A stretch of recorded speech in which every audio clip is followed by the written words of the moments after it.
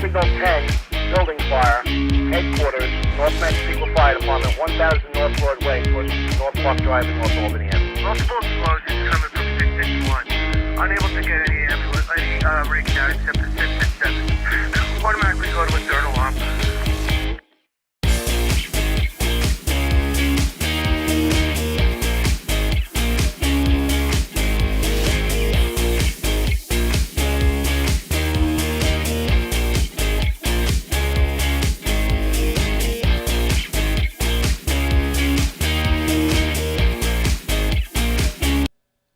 Hey, welcome back to Scanner School. My name is Phil Lichtenberger, and this is our monthly Q&A session where you can come on to YouTube, Facebook, and Twitter and hit me up in real time with your scanner radio questions. If you're catching us on a replay, that's fine. We can definitely answer your questions still. You can go down in the comments down below, and you can leave me a question down there. And, of course, we'll make sure we come back during the week and answer them as well. But, again, the best way to catch us again is at the first Tuesday of the month.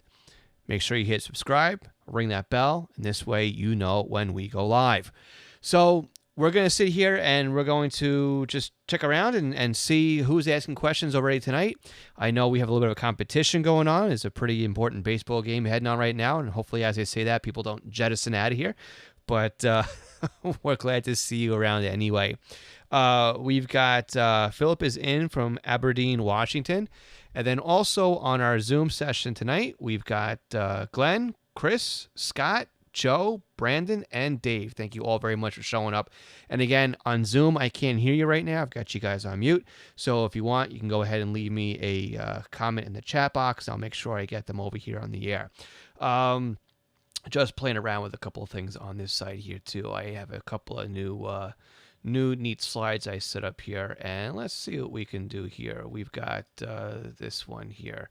So if you're not part of our Discord server, which is where the rest of us scan nerds hang out on, you can go and join us right now over at scannerschool.com/Discord. And of course, you can always go ahead and ask me a question right here live on YouTube, or by dialing our voicemail number at 516-308-2885, or by going to scannerschool.com/ask.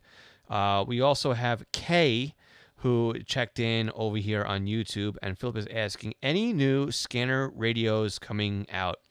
So I'm in the dark as much as you guys are in the dark on this one. I think we've seen a little bit of a teaser from Uniden that something might be on the works. I haven't really seen any prototypes or heard anything about as far as feature goes. But if you, you listen to what's going on a little bit, you put your ear down to the rails, so to speak. I think Joe Bearcat has leaked a little teaser here and there, kind of in Upman style. And I think he also mentioned something really, really high level on the scanner guys last week. So there might be something in the works, but nothing really has been released, leaked, or anything like that. But again, we can only hope, right, that the scanner hobby keeps hanging around for a while.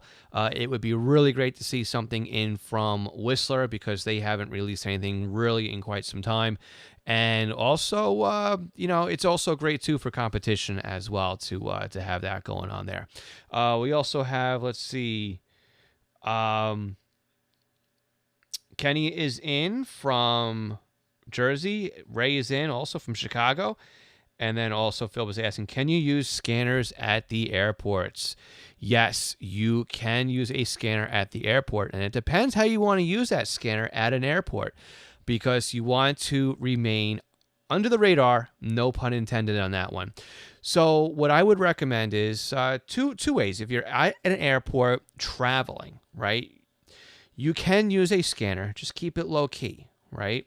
Keep it in your carry-on bag. If somebody's at the TSA who's going to want to look at it or see if it works, you may need to power it on. Just say, look, you want to carry your scanner with you. You're not going to use it on the plane, but you're using it kind of pass the time, or you don't want to check it in because you're afraid of it getting lost or something like that. I know we've got somebody over in the Zoom session who travels all the time with his scanner radios.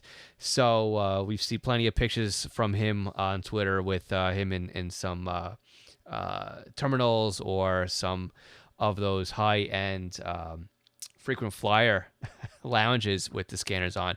And of course, yeah, like I said, keep it low key. Don't go waving around and saying, hey, look at me, guys. I'm scanning at the airport. Keep it quiet. Keep an earpiece in. That usually helps as well. Again, if you've got it in a bag so you can see what's on the scanner, with the earpiece hanging out, again, nobody's going to know that you are using a scanner. They would just think you listen to music or something like that just to pass the time. What kind of stuff could you hear at an airport? Obviously, you may hear the ground crews that are loading up or maintaining an airplane. There's plenty of activity for the major airlines at the airport. Would be very interesting to hear what you hear on that one. TSA, maybe hit or miss. Chris, I don't know. Thumbs up, thumbs down. Are they encrypted or they're not encrypted? Semi? Okay, it depends where you are. Typically, though, you could hear the TSA. P25 or DMR? P25? P25. All right, excellent. That's what I thought. I haven't flown out in probably 20 years. Not a fan of airports, but some of us live there. So you may be listening to that as well. But again, you've got typical airline traffic that you can hear. You could hear the tower. You can hear the ground clearance or approach and stuff like that. So there's still plenty of stuff to listen to. And again, don't be afraid of putting your scanner in search. Chris, I did answer your question this month on the podcast about that one. But you can put your scanner in search mode and find out what else is out there. There's plenty of activity in the business band frequencies, FRS, MURS, GMRS frequencies. You don't need to be licensed because a lot of those are being reused for business purposes, and they do kind of fall hand in hand in the same frequencies. So there's the old dot channels, purple dot, blue dot, gold star, all those renamed channels. So put them in there. They're in the UHF band. And again, you may just hear maintenance, housekeeping type of stuff. You could hear something going on in the food court. You could hear the baggage handlers. So there's plenty of stuff to listen to down there in the airport with your scanner. So definitely travel with it. I would recommend it. Just even to pass the time, take one with you. Maybe take one that you don't love, maybe, but because you never know. I mean, you could be asked to check it, you could be asked to do something with it, and if it's your $600 SDS 100, you may really get a little bit nervous about that one. So I like traveling with SDRs because you can plug it into your laptop. It looks like it's just a USB stick, and you could play around with a lot of stuff with just SDR. Let's see, we got. Okay, saying, I need a good antenna for simulcast frequencies, please. All right. This one, and again, I see a lot of antenna questions that show up every month. And we're working right now, guys. This is a good segue, and I'm going to just quickly plug what I've been working on here and see if I can do it without really destroying everything here. Let's see if I click on here and I click over here. Okay, I can do it. So I am going to... Where do my screens go? This is always the fun when you do this with one monitor, but you've got all these different screens opened up here. So we're going to take a look right now at my YouTube channel because I just want to show you guys what I've been working on here before I answer the question about the antennas here. So I've been trying very hard to release several videos per week on YouTube. And you can see from our playlist here, we've got quite a different number of sections here, right? This is the live where we are right now, and of course our latest live is always going to be at the top of the page. But we've got this brand new section here called 2-Minute Tech Tips, and this is where I'll spend less than 2 minutes answering a scanner radio topic. So this gets basically right to the point. We answer it, we nail it, and that's it. No fluff when it comes to answering your questions. Of course, you can see we've got 3 videos here. The 4th one will come out on Thursday, which I have to yet record. We're also answering your questions in less than 60 seconds on a lot of questions, and these are also formatted for YouTube Shorts. You may find some of these videos, not all of these, but some of these videos you may find on other platforms such as Instagram Reels, including Facebook Reels, and also on TikTok as well.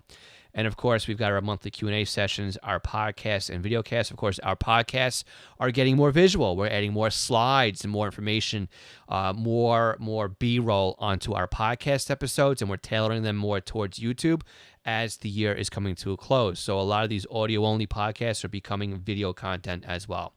So And here's another one, scanner recommendations. We are now taking questions from our membership or from our fellow scan nerds, and also through other social media platforms for scanner recommendations for where you live. And of course, I'll be answering those in this playlist here. But that brings me up here to my 2-minute tech tip and what we are talking about. So let me transition over here so I can answer this question for you.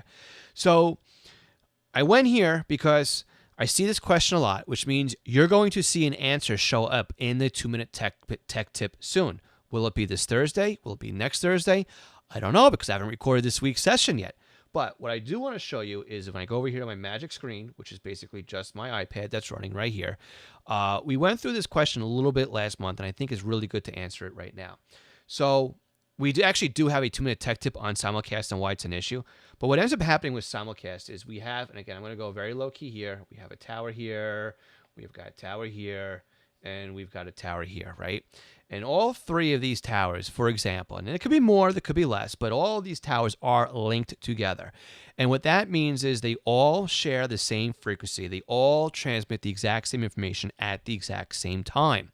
So that means that if you are located right here, kind of in the middle, you're going to receive this, this, and this. And of course, this one here, up here in the top right, might have a 10 millisecond or microsecond delay. This one might have a 12 microsecond delay. And this one maybe we'll say has an 18 microsecond delay in getting to your scanner. And when you have all of these coming in to your radio at the same time, it can cause a problem for your scanner. Because if your scanner isn't a SDS 100, and it might happen, not to knock on Whistler, but if it's a TRX1, the TRX1 is going to get confused. Your 436, your 536, your 996, your 325, right? They're going to get confused when they receive multipath. Or what does multipath mean? It means when they receive different transmitter sites at the same time. So how do we get around this? Well, look, let's take our eraser here and let's get rid of one of the paths. That might help you out, but it's probably not. What do we have to do here? Let's get rid of the other path. Now we only have one signal coming in. Well, how do we get only one signal coming in? Well, we have to get creative here.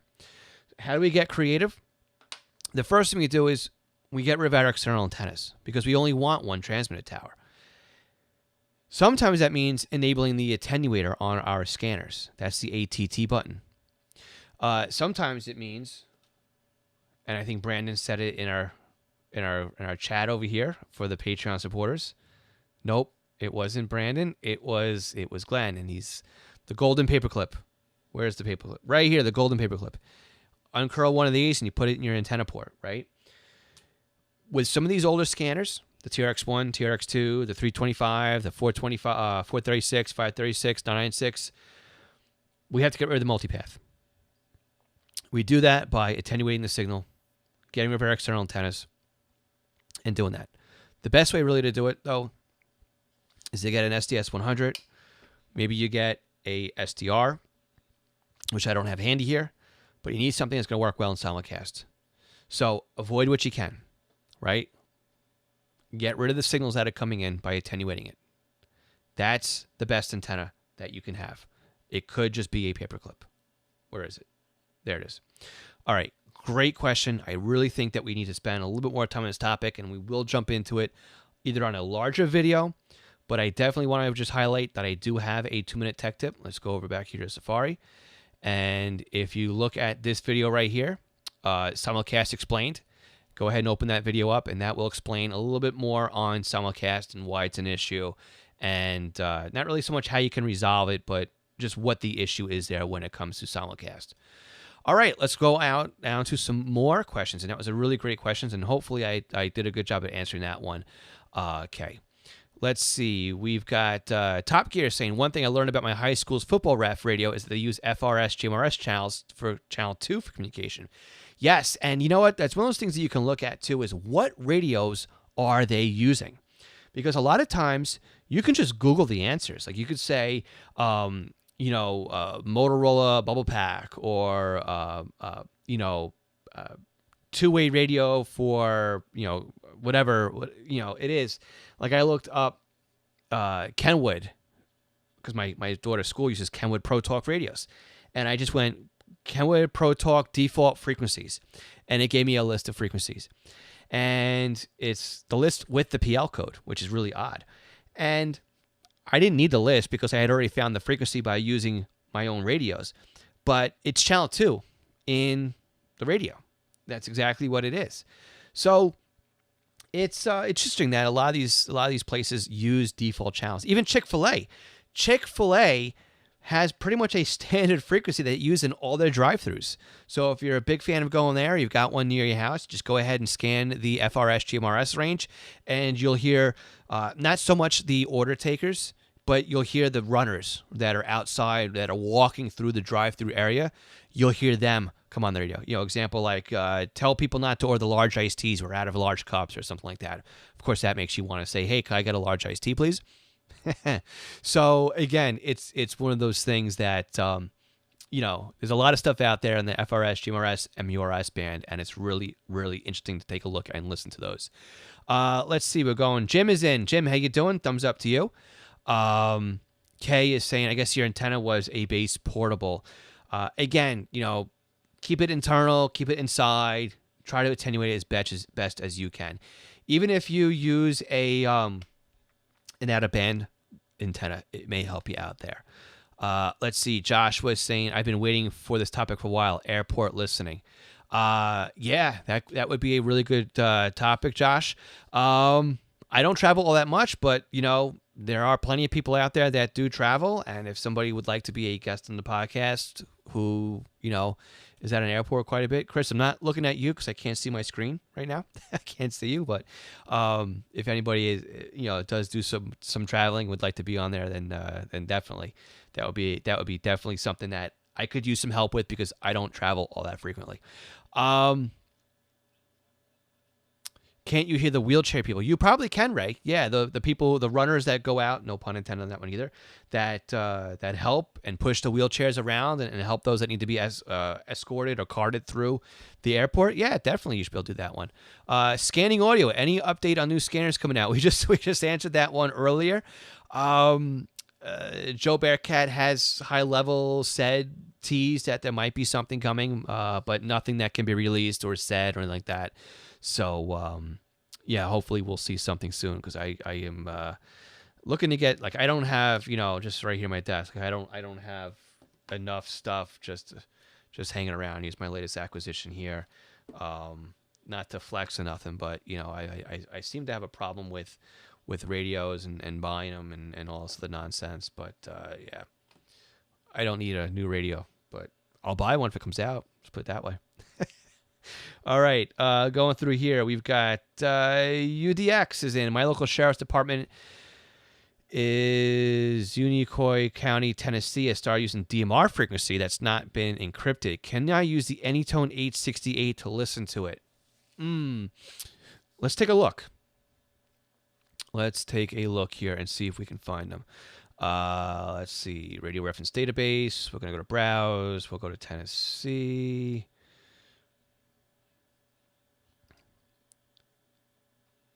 There it is. Browse. Oh, definitely. Yep. So you've got your sheriff's digital channel. So what you'll do is you'll put in the VHF channel in your scanner.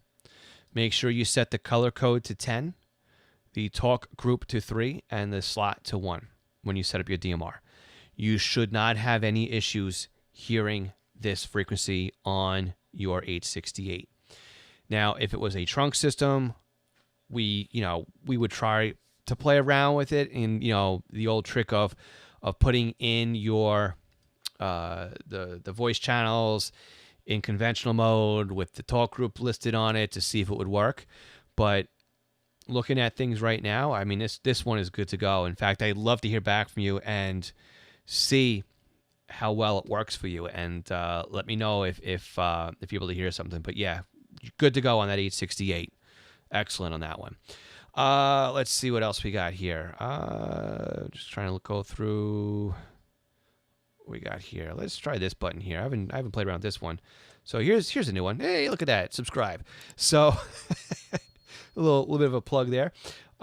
If you found this interesting and you want to keep up to date on what we're doing here on Scanner School as far as videos go, and the next time we go live, make sure you hit subscribe and ring that bell so you know when our new videos release and everything else like that.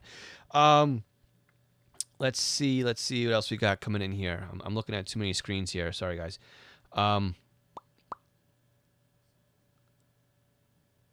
Kenneth is saying that they're using the Redivis RT22s at his local Chick-fil-A. I don't know what they're using over by us, but I definitely know that it's FRS or GMRS area, and I've also seen some other videos where they do that as well. I've sat out in the parking lot, and just listened to them while I'm waiting for the order to come through. Let's see. Brandon's asking over in our Zoom chat, what would be the most efficient way to monitor a mixed mode analog NXDN on a scanner? All right, Brandon. So hopefully this mixed mode transmission, this mixed mode frequency, has two bits of information that we need here. The first one being an analog PL or DPL code. So what we're going to want to do is we want to set up our scanner, analog only, with the PL or the DPL code. Okay. This will set us up so that only a transmission with a matching PL code will come into our scanner. That should block the digital transmission from making noise on our scanner. Now, we hope that the scanner will see this analog signal, realize that it's not a match because the PL code doesn't match, and resume scanning. The next thing you want to do is you want to set up a second frequency that's set up for NXDN. That will force the scanner into NXDN digital only mode. And of course, in there, you're going to want to set up the RAN. You're going to want to set up the talk group. And that should be enough to get your scanner set up for both modes. And you should be able to scan back and forth without a problem going to digital and NXDN.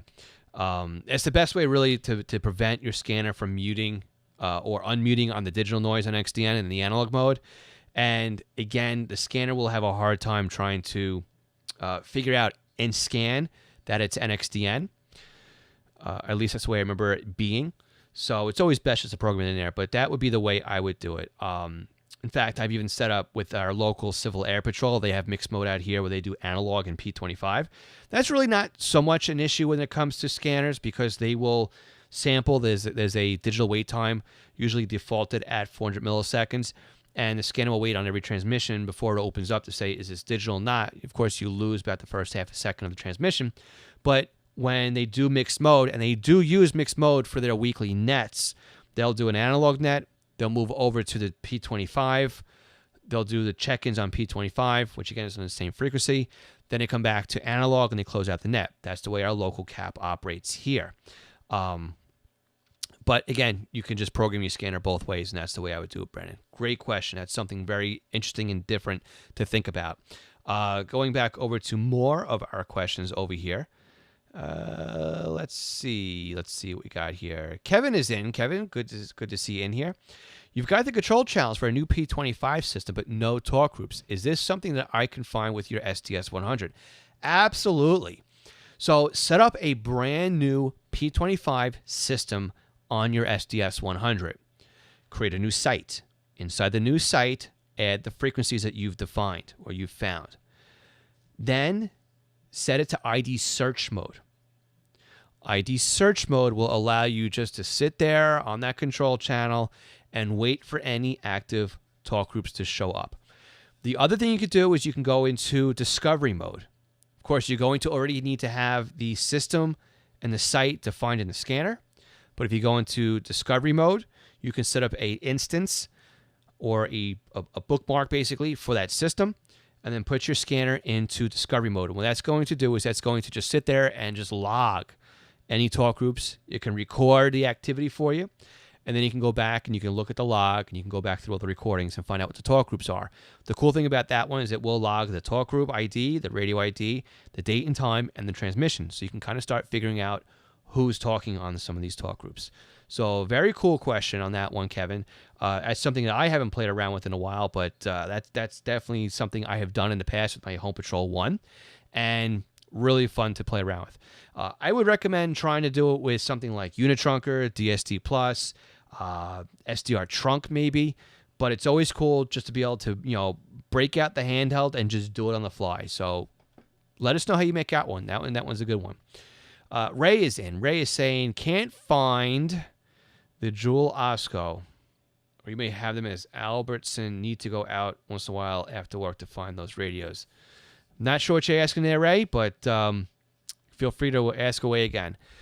Mike is saying he's somewhat new to the 436 HP, live 10 miles away from Baltimore City line, but have difficulty hearing transmissions, even though you increase the reception range on the radio. If you're 5 miles away, no problem receiving. What can you do to receive at 10 miles? So, the range feature of the scanner does not increase like how much you can hear. It's a filter. That's what it is. It filters off your range. Let's go back over here. Let's do this way. We're gonna go back to the iPad. We're gonna transition, and let's see if we can wake up the iPad here. Hold on 1 second, guys, because this is a good one. This is definitely one of those 2-minute tech tips I wanna go through here. So let's wipe the board clean. All right. So what happens, and I know I have to move the mic around here a little bit. What happens when we put the range feature in? So if we are here in the middle of the screen here, and we set our range for 5 miles, we can get our range out to here. I'm not going to draw a boob, okay? So here's our 5 miles, right? Now, if we have a transmitter that's up here, transmitting, right? We set in radio reference, there's a range that this transmitter is set for. It could be based on the county. It could be based on the category. Let's say that range is also 5 miles. That comes to here. Keeping things close enough to scale. You notice how these two lines don't touch at all, right? Their range is set, right? Your range is set to 5 miles. The range of the transmitter is 5 miles, give or take. Okay, let's do this. I'm not going to draw a boob. We have another transmitter that's up here, right? This is a bigger one. And this one has a range of 10 miles. So it comes through here, right? Do you notice what happened? We have a shaded area right here where both lines cross. This means when your range and your scanner is set for 5 miles, it will unlock that transmitter right there because you overlapped here. Now, if you increase your range to 10 miles on your scanner, what happens? This becomes your filtered range, right? What happens? These two lines here touch. That means this tower is now unlocked in your zip code scanner. Likewise, this one is still unlocked.